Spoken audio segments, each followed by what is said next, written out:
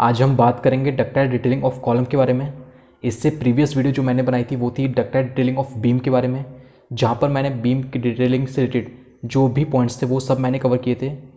And आज जो हम कोड फॉलो करेंगे वो भी सेम है हमारा IS 13920 क्योंकि इस ही कोड में बीम हो या कॉलम हो सबकी डिटेलिंग के बारे में बताया गया है। सो स्टार्ट करते हैं हम हमारी वीडियो को। तो सबसे पहले अगर हम देखें क्लॉज नंबर 7 जो कॉलम्स एंड इंक्लाइंड मेंबर्स दोनों के लिए क्लॉज गिवन है हमारा। तो clause 7.1 geometry requirement of this section shall apply two columns and inclined members resting earthquake induced effect in which the factored axial compressive stress due to gravity and earthquake effect exceed 0.0 FCK and the factored axial compressive stress considering all load combination relating to seismic load shall be limited to 0.4 FCK in all such members। ठीक है, अब इसका मतलब क्या इस point का ये मतलब है कि हमारी जो फैक्टर्ड एक्सियल कंप्रेसिव स्ट्रेस की जो वैल्यू होगी वो हमारी कितनी होनी चाहिए 0.08 FCK से ज़्यादा होनी चाहिए, तब भी हम इन पॉइंट्स को फॉलो करेंगे।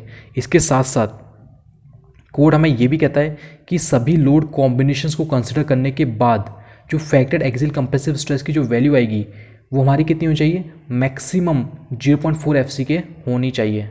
ठीक है, यानी कि 0.4 FCK इसने एक लिमिट लगा दी कि इससे ज़्यादा नहीं होना चाहिए। 0.40 FCK का हमारी मैक्सिमम लिमिट है। ठीक है, तो इसके बाद हमारा नेक्स्ट क्लॉज आता है क्लॉज नंबर 7.1.1। ये हमारा क्लॉज ये कहता है the minimum dimension of A column shall not be less then, यानी कि जो कॉलम है, कॉलम की हम जो मिनिमम डायमेंशन जो कंसिडर करेंगे ये shell not be less then, वो इन दोनों से कम नहीं होनी चाहिए। तो पहला पॉइंट क्या कहता है, पहला पॉइंट कहता है 20 into dB where dB is the diameter of the largest diameter longitudinal reinforcement bar in the beam passing through or anchoring in the column at the joint। यानी कि जो longitudinal reinforcement होगा इन चारों में से जो भी गेटेड डाया का होगा वो हम कंसिडर करेंगे। तो 20 into dB यानी कि डाया ऑफ लार्ज लॉन्गिट्यूड बार, या तो ये सेकंड 20 में दे रखा है 300 mm। ठीक है, the minimum dimension of column shall not be less than, इन दोनों से कम हमारी नहीं होनी चाहिए जो भी मिनिमम डायमेंशन होगी। ठीक है, तो इसके बाद हमारा नेक्स्ट क्लॉज आता है क्लॉज नंबर 7.1.2। ये हमारा ये कहता है the cross section aspect ratio. अब एस्पेक्ट रेशियो कहता है, तो एस्पेक्ट रेशियो हमारा होता है जो हमारा smaller dimension divide by large dimension का जो रेशियो होता है। ठीक है, वो होता है। तो इसमें बोला है कि the cross section aspect ratio that is ratio of small dimension to larger dimension of the cross section of a column or inclined member shall not be less than 0.4 FCK। ठीक है, जैसे कि यहाँ पे दे रखा है लेस देन 0.45, यहाँ पे लिखा हुआ है लेस देन 0.45, लेकिन अमेंडमेंट 1 में इस वैल्यू को चेंज करके 0.4 कर दिया गया है। ठीक है, तो यहाँ पे तो जैसा लैंग्वेज ऐसा कुछ है नहीं इसमें, तो फिर भी एक बार मैं अगर ऐसे दिखाऊँ तो स्मॉलर डायमेंशन जो होगी हमारी डिवाइड बाय जो लार्जर डायमेंशन होगी, इसका जो रेशियो होगा इज़ ऑलवेज ग्रेटर देन 0.4, यानी कि वो 0.4 से हमारा ज़्यादा होना चाहिए। ठीक है, shell not be less then 0.4 यानी कि is always greater than 0.4, same बात है। ठीक है, इसके बाद इसमें हमारा नेक्स्ट पॉइंट्स आते हैं डिटेलिंग से रिलेटेड। तो अगर हम इसमें लॉन्गिट्यूडनल रीइंफोर्समेंट की बात करें, जैसे कि हमारा क्लॉज नंबर 7.3 में दे रखा है circular column shall have minimum of 6 bars, यानी कि वही सेम बात है कि अगर रेक्टेंगुलर कॉलम है तो उसमें मिनिमम 4 बार्स प्रोवाइड करनी है, अगर सर्कुलर कॉलम है तो मिनिमम 6 बार्स प्रोवाइड करनी है। ठीक है, एंड उसके बाद इसमें नेक्स्ट अपना क्लॉज आता है जो लैप स्प्लाइस के बारे में बताता है, यानी कि हमने जो लैप लेंथ जो प्रोवाइड कर रहे हैं वो हम किस तरीके से प्रोवाइड करने वाले हैं।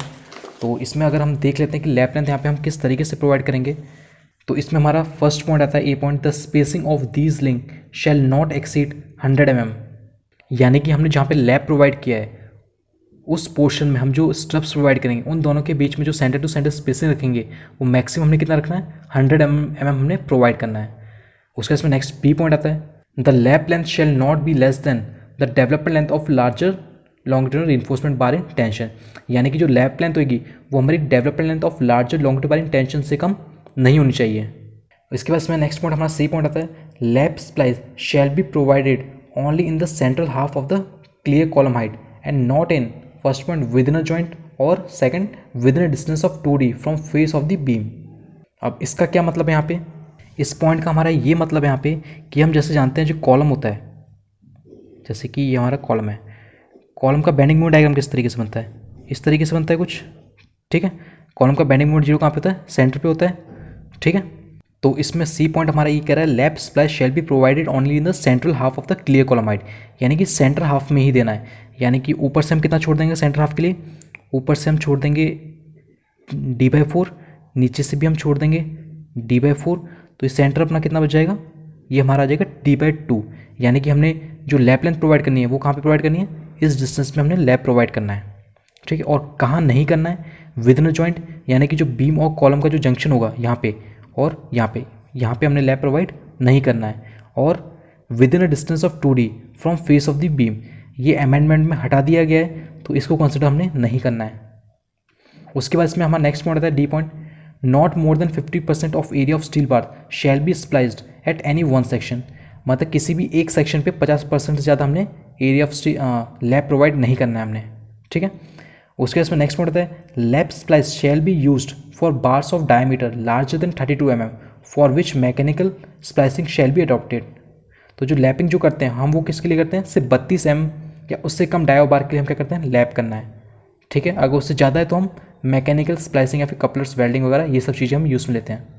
तो यहाँ पे मैं सिर्फ लैपिंग की बात कर रहा हूँ, तो हम सिर्फ लैपिंग का ही डिस्कस करेंगे, ठीक है। तो इसके बाद हमारा नेक्स्ट क्लॉज आता है क्लॉज नंबर 7.4, जो हमें बताता है ट्रांसवर्स रीइंफोर्समेंट के बारे में, यानी कि जो हमारी जो टाइस होती हैं, टाई बार होती हैं, उनके बारे में ये हमें बता रहा है। तो ये हमें क्या कहता है, इसका पहला पॉइंट हमें ये कहता है transverse reinforcement shell consist of close loop, यानी कि जो स्ट्रप्स है वो ओपन नहीं होनी चाहिए, वो चारों तरफ से क्या होनी चाहिए, क्लोज्ड होनी चाहिए इस तरीके से, ठीक है। ऐसा नहीं है कि इस तरह से ओपन है, ऐसी नहीं होनी चाहिए, ठीक है। ओपन नहीं होनी चाहिए, क्लोज्ड होनी चाहिए। ए पॉइंट ये कह रहा है हमारा स्पायरल और circular links in circular column, circular column में क्या देना है, स्पायरल देनी है या फिर सर्कुलर लिंक्स हमने प्रोवाइड करने हैं। B rectangular links in rectangular columns, यानी कि रेक्टेंगुलर कॉलम्स में रेक्टेंगुलर लिंक्स ही हमने प्रोवाइड करने हैं। इसके बाद इसमें नेक्स्ट पॉइंट आता है in either case the close link shall have 135 degree hook ends with an extension of 6 times its diameter but not less than 65 mm at each end which are embedded in the confined core of the column। अब इसका क्या मतलब, सबसे पहले इसमें एक amendment में एक चेंज है वो देख लेते हैं कि यहाँ पे 6 टाइम की जगह 8 टाइम्स कर दिया गया है और 65 की जगह 75 mm यहाँ पे कर दिया गया है। अगर आप इसका अमेंडमेंट 1 देखेंगे तो आपको वहाँ ये चेंजेस दिख जाएंगे, ठीक है। अब इसका मतलब क्या है, इसका मतलब वही सेम है जो बीम का, अगर आपने वीडियो देखा होगा तो जैसा उसमें था, जैसे कि अगर मैं ये स्ट्रिप बनाता हूँ,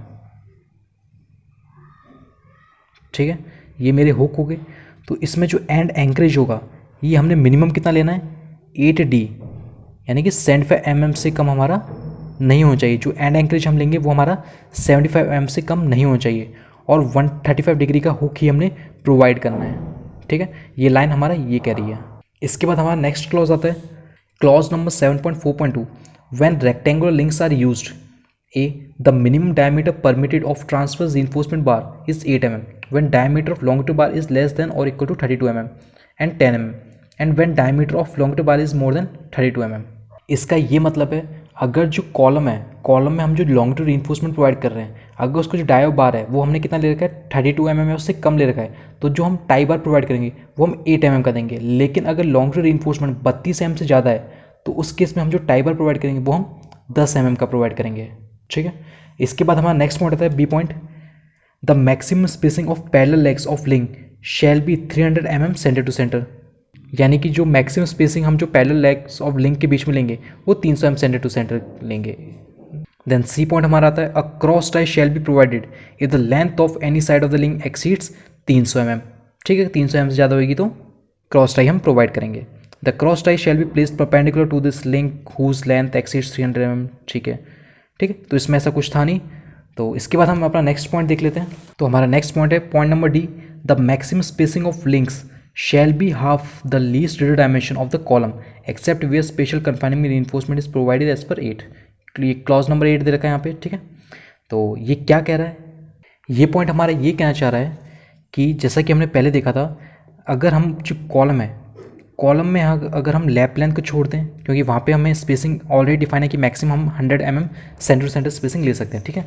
इसके अलावा हम टॉप फेस से और बॉटम फेस से, क्योंकि यहाँ पर हम स्पेशल कन्फाइनिंग रीइंफोर्समेंट करते हैं डिटेलिंग के केस में, तो हम ये लेते हैं टॉप फेस से d/6 एंड बॉटम फेस से भी d/6 डिस्टेंस या फिर 450 mm, ठीक है, 450 mm।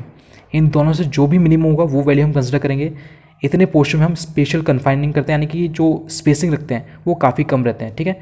तो इनके अलावा जो स्पेस हमारी बचेगी वहाँ पे हमने जो मैक्सिमम स्पेसिंग जो लेनी है स्ट्रप्स के बीच में वो हमने कितनी लेनी है, d/2 लेनी है, ठीक है। Maximum spacing of link shall be half of the least, मतलब जो लीस्ट रेडियस डायमेंशन होगा उसका हाफ लेना है, ठीक है। जो भी लीस्ट रेडियस डायमेंशन होगी उसका हाफ हम कंसिडर करेंगे मैक्सिमम स्पेसिंग। तो ये पॉइंट हमारा ये कहना चाह रहा है। इसके बाद हमारा नेक्स्ट क्लॉज आता है।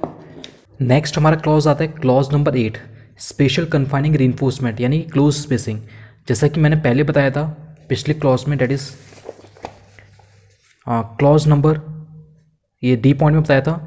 तो यहाँ पे the maximum spacing of link shall be half the least radius dimension of the column except where special confining reinforcement is provided as per 8। जो मैंने ऊपर और नीचे कितना लिया था, d/6 से फिर 450 mm लिया था, तो वही चीज़ यहाँ पे बताई गई है।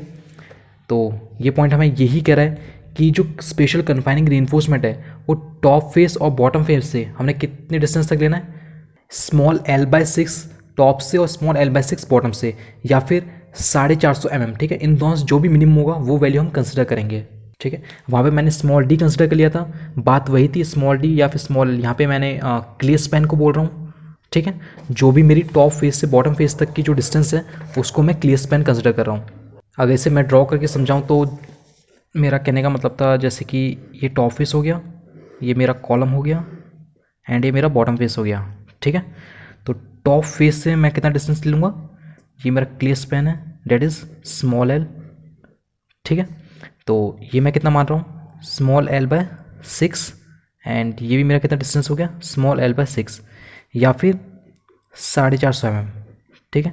इन दोनों में से जो भी मिनिमम वैल्यू आएगी उसको मैं कंसिडर करूँगा, ठीक है। और उतने पोर्शन में मैं closely spaced confined reinforcement provide करूँगा, यानी कि जो स्ट्रप्स के बीच में जो स्पेसिंग होगी वो क्या होगी, मेरी काफ़ी पास पास होगी, ठीक है।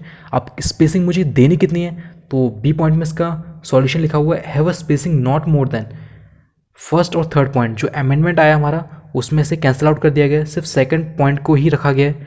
तो सेकंड पॉइंट हमारा कहता है 6 times diameter of the smallest longitudinal reinforcement bar, यानी कि 6D हमने कंसिडर करना है, और D के हमारा डाई ऑफ स्मॉलर लॉन्गिट्यूडल बार, उतना हमने मैक्सिमम स्पेसिंग कंसिडर करना है, इससे ज़्यादा नहीं ले सकते। वैसे ही अगर हमारा सर्कुलर लिंक्स हैं तो उसके लिए अलग फॉर्मूलाज दिए गए हैं, तो आप उनमें वैल्यूज पुट करके सीधा नॉर्मली आप निकाल सकते हैं। इसके बाद हमारा नेक्स्ट पॉइंट इसमें आता है,